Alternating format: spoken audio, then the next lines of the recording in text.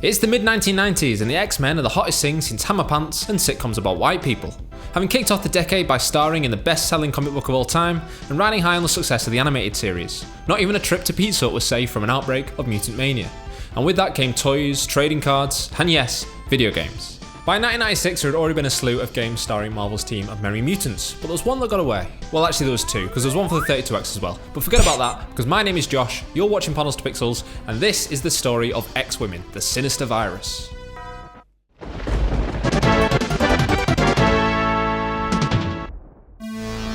After the success of 1993's X-Men on the Sega Mega Drive, and its better in almost every way sequel, X-Men 2 Clone Wars, Sega were looking for a way to round out the trilogy by giving top billing to the female members of Marvel's mutant team. For this, they turned to Clockwork Tortoise, the short-lived development studio behind another superhero game on the Mega Drive, 1995's The Adventures of Batman and Robin. This run-and-gun shooter is mostly remembered for its unrelenting difficulty, but was lauded at the time for its tight controls and stunning graphics, and featured some of the most memorable boss battles in the genre. Not that I'd know, because I can't get past the first level. This game is brutal. X-Women was intended to be the last first-party title published by Sega for the Mega Drive, and would have built upon the side-scrolling gameplay mechanics of Clockwork Tortoise's Batman title, by adding a flying mechanic and verticality to the level design. Not much is known about the plot of the game, but we can piece a few things together from interviews with developers and magazine coverage from the time. According to the December 96 issue of Game Players magazine, X-Women the Sinister Virus would feature a story in which all male mutants are incapacitated by a deadly virus released by Mr. Sinister. Quote, "Left to save the world, it is the X-Women who must scour the earth for the remaining Genesis virus, so that an antidote may be created." Quick, somebody needs to make a 3-hour video essay about how diversity is killing Marvel games from 25 years ago. Play as Rogue, Storm, or any of the various X-Women, proclaims EGM. I love that. Play as Rogue, Storm, or, whatever. Play as fucking Dazzler if you want, who cares? Well, according to John Pedigo, an associate producer at Sega of America at the time, the roster was a little more limited than that.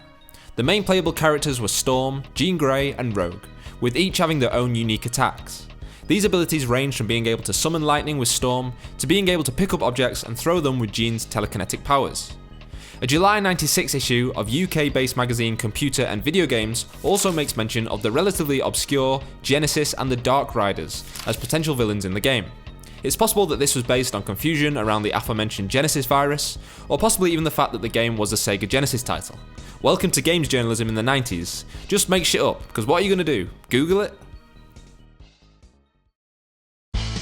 Originally eyeing a fall 1996 release, X-Women the Sinister Virus was set to be one of the jewels in the crown of Sega's admittedly sparse end-of-year lineup, alongside Vector Man 2 and Sonic Blast. Pedigo has since stated that all of the art and music for the game had been completed, but no full levels. A promo video was shown at that year's E3 show, and this remains the only known footage of the game in action. Aside from the magazine coverage we've talked about, the last public mention of the title was in a press release announcing its inclusion in Sega's fall 1996 exhibit at Walt Disney World's Inventions Museum. Sadly, the game never made it to the exhibit. There are a number of theories around what caused X-Women to disappear without a trace, and the truth is probably somewhere between all of them. Clockwork Tortoise would eventually close their doors in late 1996, early 1997. In an interview with Sega16.com, one of the studio's artists, Chris George, spoke on the demise of the company, saying, "Clockwork Tortoise was the victim of itself. The guys who started the company were extremely talented and capable, but were lacking organisation. After a couple of years of working all-nighters, the lead programmer decided he was done and moved back to Ireland to start a coffee house." In a previous video about the unreleased Marvel 2099 PlayStation game, I talked a lot about the transition from 16-bit 2D graphics to 32 and 64-bit polygon-based hardware, and how a lot of licensed titles, particularly comic book games, fell between the cracks. The Final Fight style beat-em-up mechanics that were the default model for superhero titles were no longer cutting it in an industry that was continuously marching towards 3D graphics. Sega themselves had turned their attention from the Mega Drive to the Saturn. Marvel, meanwhile, were on the verge of bankruptcy, and probably had more pressing concerns than an X-Women game for a console that was sliding into obsolescence. Which brings us to another possible factor behind the game's demise.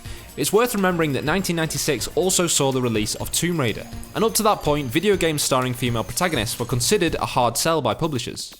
Much like how action figures of the likes of Wolverine and Cyclops will be snatched from store shelves, while toys of female mutants will be left warming the pegs. Sega possibly had concerns over the marketability of an all-woman X-Men game to their primary demographic of cootie-fearing little boys. Unfortunate, but true. But it seems that to some extent at least, John Pedigo blames himself for the game's eventual cancellation.